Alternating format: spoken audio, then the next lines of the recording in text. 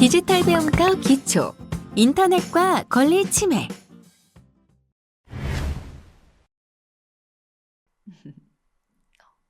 잠깐.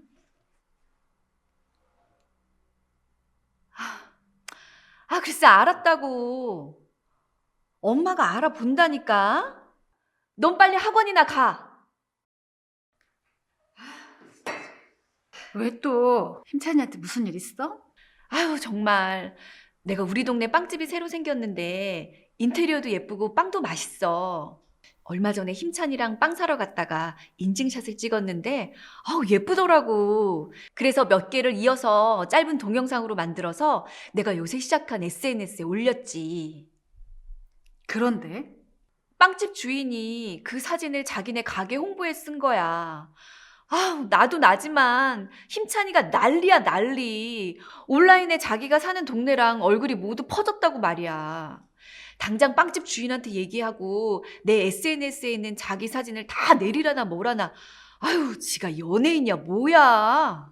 아니, 무슨 소리야. 일반인한테도 초상권은 있어. 빵집 주인이 말도 안 하고 그 사진을 쓴 건 엄연히 초상권 침해지. 우리 오늘은 온라인에서 지켜야 할 것들에 대해서 얘기 좀 해보자. 인터넷이 발달하면서 다른 사람 저작물이나 다른 사람 사진을 쉽게 공유할 수 있어서 편리하긴 한데 그만큼 윤리적으로, 법적으로 지켜야 할 것도 많아. 특히 인터넷에서 침해하기도 쉽고 침해당하기도 쉬운 권리가 저작권, 초상권, 사생활권인데 그 얘기 좀 해보자. 저작권 침해 이해하기. 요즘 저작권 시비가 많더라고.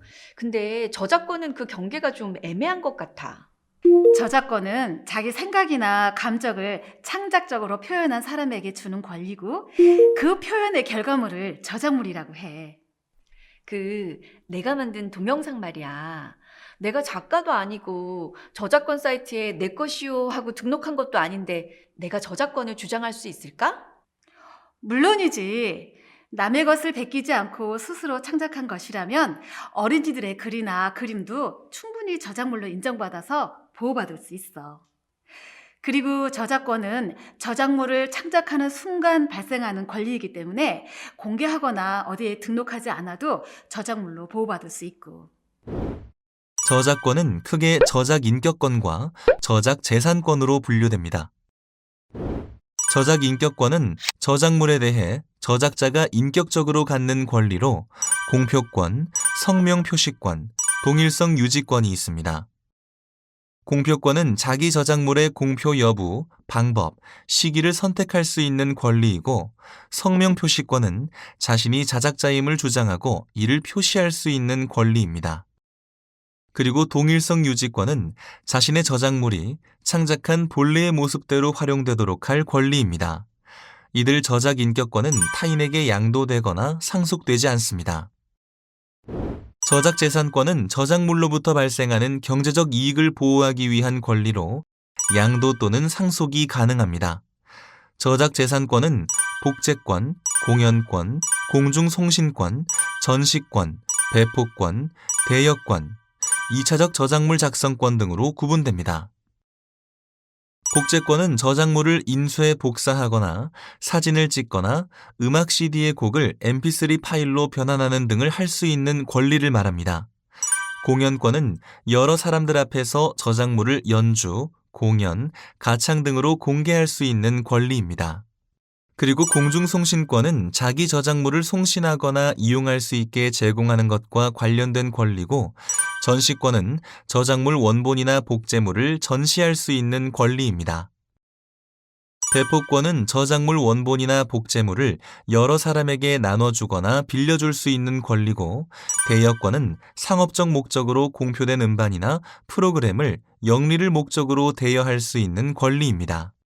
그리고 2차적 저작물 작성권은 원래 있던 저작물을 번역, 변형, 각색하거나 영상으로 제작하는 등의 방법으로 이용할 수 있는 권리를 말합니다. 온라인에서 특히 저작권 침해가 많은 것 같아. 영상이나 음악 같은 것도 막 올리고 공유하고 하잖아. 맞아. 이 저작권이 제대로 지켜지지 않는다면 누가 좋은 작품을 열심히 만들겠어? 우리가 더 좋은 음악, 더 재미있는 영화나 방송, 더 감동적인 작품들을 즐기기 위해서라도 저작권은 제대로 지켜줘야지. 온라인에서 일어나는 저작권 침해 유형. 인터넷에서 떠도는 글, 그림, 사진을 퍼서 내 홈페이지나 카페, 블로그 등에 옮기기. 저작권 표시도 없고 남들도 다 쓴다고요? 절대 안 됩니다. 저작권 표시는 없어도 저작권자는 반드시 있습니다. 공유 사이트나 웹하드 등에서 자료 주고받기. 안 됩니다. 내 것도 아닌 저작물을 함부로 올려서 공유하면 절대 안 됩니다. 함께 나누는 것은 좋지만 내 것도 아닌 것을 나누는 건 범죄입니다. 영화, 음악 파일을 게시판 자료로 올리기. 이것도 안 됩니다. 직접 만든 영화, 직접 만든 음악이 아니라면 반드시 저작권자의 허락을 받아야 합니다. 컴퓨터 프로그램을 USB에 담거나 CD로 구워서 친구들에게 나눠주기. 당연히 안 됩니다. 컴퓨터 프로그램도 저작권법에서 보호하는 저작물입니다. 복제해서 친구들에게 나눠주는 행위는 처벌받습니다. 멋진 음악이 있어서 홈페이지나 블로그 배경음악으로 쓰려고 한다고요? 그것도 안 됩니다. 구입하지 않은 음악을 변환해서 배경으로 쓸 수 없습니다. 드라마나 예능 등 방송 프로그램을 캡처해서 인터넷에 올렸다고요? 안 되죠. 안 돼요. 드라마나 영화의 멋진 장면, 예능의 결정적 장면을 캡처해서 올리는 경우가 많은데요. 전성권 침해가 될 수 있습니다. 좋아하는 가수 팬클럽 카페나 홈페이지에 그 가수의 노래를 올렸다고요? 안 됩니다.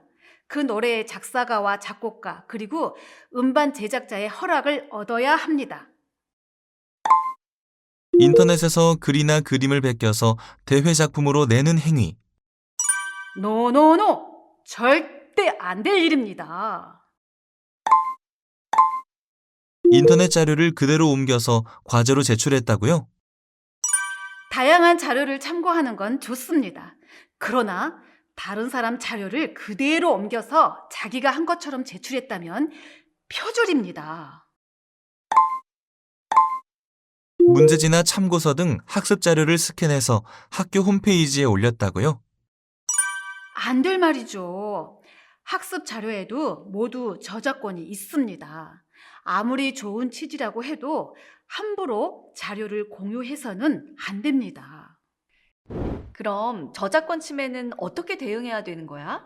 저작권 침해 신고는 한국저작권위원회가 운영하는 한국저작권보호원 카피 112로 일원화되어 있어.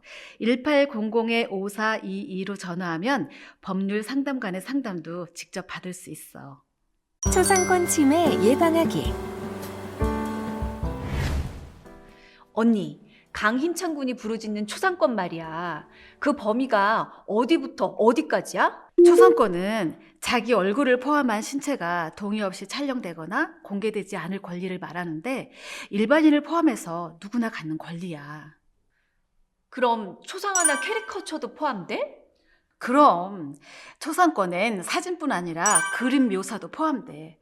그래서 SNS에 사진을 올릴 때는 각별히 신경 써야 돼. 인터넷에 보면 연예인들이 착용한 액세서리나 신발, 옷 같은 걸 판매한다는 사이트들이 많잖아. 연예인 전땡땡의 핸드백, 또 연예인 박땡땡이 신은 운동화, 이런 것들은 괜찮나? 괜찮긴 안 되지. 연예인들 사진을 마음대로 쓰면 재산권으로서의 초상권이라고 불리는 퍼블리시티권 침해로 문제가 될 수 있어. 하긴 연예인들은 이름과 얼굴 자체에 재산적 가치가 있는 거지. 연예인들 사진을 상업적 목적으로 이용하려면 반드시 허락을 받아야겠네. 만약 내 초상권이 침해됐다면 먼저 성희롱이나 비방, 명예훼손에 해당하는 글과 함께 게시됐는지 확인해야 합니다. 혹시 나의 사진이 상업적 용도로 쓰였는지도 살펴봐야 합니다.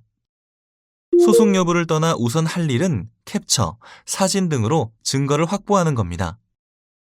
그리고 내 사진을 올린 당사자는 물론 내 사진이 올라가 있는 포털 사이트나 SNS 업체에 사진을 내려달라고 요청해야 합니다.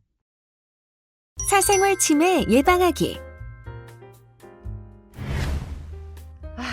힘찬이 말이야. 사춘기가 오는지 내가 뭐만 하면 프라이버시 침해래. 방이 하도 지저분해서 청소해줬더니 프라이버시 침해. 또 지 메일 좀 봤다고 프라이버시 침해라나? 메일은 어떻게 봤어? 어떻게 보긴 어떻게 봐. 청소하려고 방에 들어갔는데 컴퓨터는 켜놓고 로그아웃도 안 했더라고. 그래서 잠깐 본 거지. 그게 지 잘못이지 내 잘못인가? 공용 컴퓨터를 사용하고 로그아웃을 깜빡하는 경우가 많은데 그때 자기 정보가 타인에게 노출될 수 있다니까? 그리고 너 친구나 연인, 가족이라도 이메일을 훔쳐보는 건 사생활 침해다? 이메일이나 휴대폰 비번 몰래 알아내는 그것도 사생활 침해고. 열려 있었다니까 그러네. 그래서 사생활 침해가 구체적으로 어떤 건데? 한마디로 사생활의 비밀과 자유를 침해하는 거지. 왜 비록 진실이지만 비밀로 하고 싶을 때가 있잖아. 그걸 존중해 주는 거지. 우리 힘찬이가 중학생식이나 돼서 꼭 곰돌이 잠옷을 입고 자는 거 말이야. 비록 사실이고 진실이지만 힘찬이는 다른 사람들한테 알려지길 원하지 않거든. 이걸 내가 힘찬이 친구들에게 말해버렸어. 이건 엄밀히 사생활 침해가 되겠네. 그렇지. 알려지는 걸 원치 않아서 비밀 연애 중인데 누군가 사내 게시판이나 커뮤니티에 연애 사실을 알리는 거 뭐 그런 거? 맞아.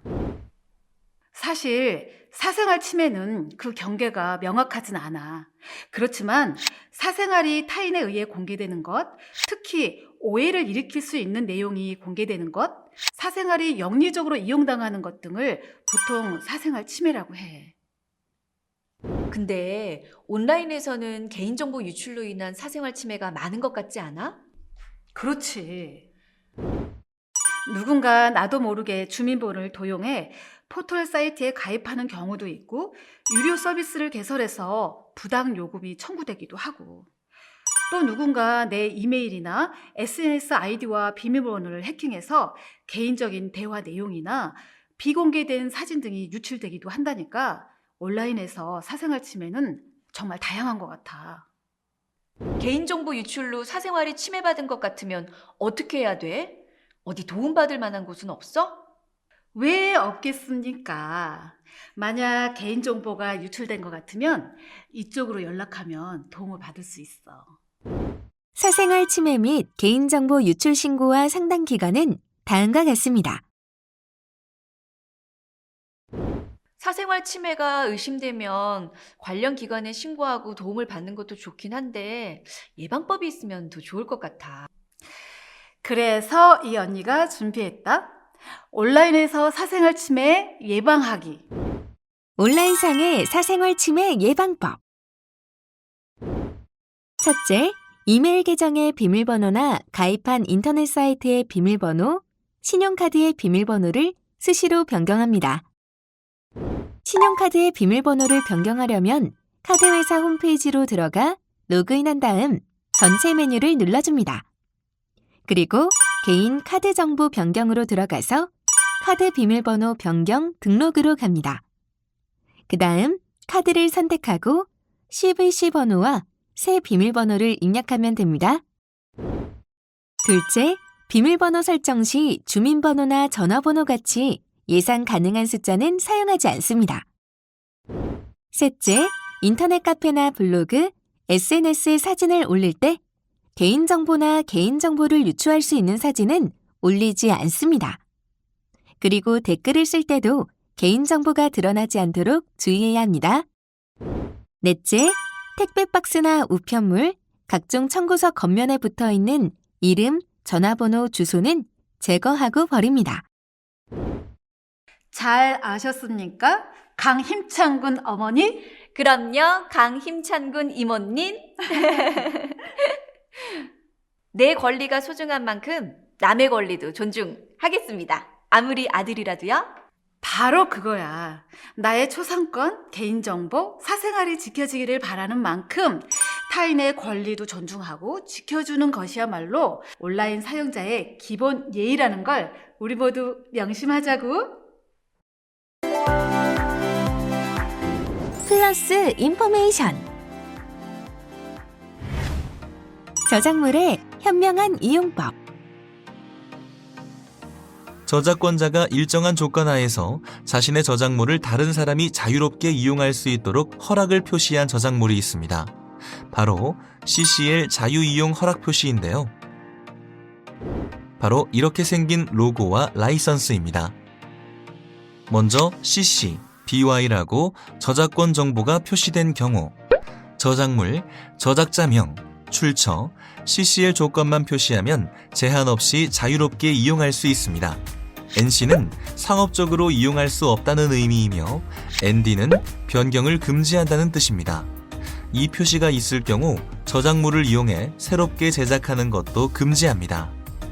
반면 SA는 저작물을 이용해 새롭게 제작하는 것은 허용하되 새로운 저작물에 원 저작물과 동일한 라이선스를 적용해야 합니다.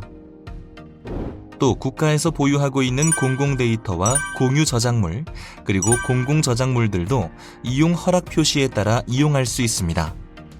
공공 데이터 포털에서 제공하고 있는 공공 데이터란 공공기관이 만들어내는 모든 자료나 정보, 국민 모두의 소통과 협력을 이끌어내는 공적인 정보를 말합니다. 공유 저작물은 공유마당에서 찾아볼 수 있습니다. 사회 구성원 누구나 자유롭게 이용할 수 있는 저작물로서 저작권이 만료되었거나 기증되었거나 자유이용 허락 상태이거나 공공기관 무료 개방인 저작물 등을 의미합니다.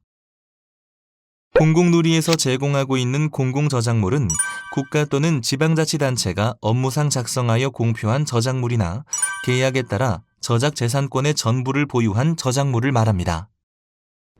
공공누리 이용 허락 표시의 경우 제1유형은 출처 표시만 하면 제한 없이 자유롭게 이용할 수 있습니다. 제2유형은 출처 표시만 하면 사용 가능한데 상업적 이용은 금지합니다.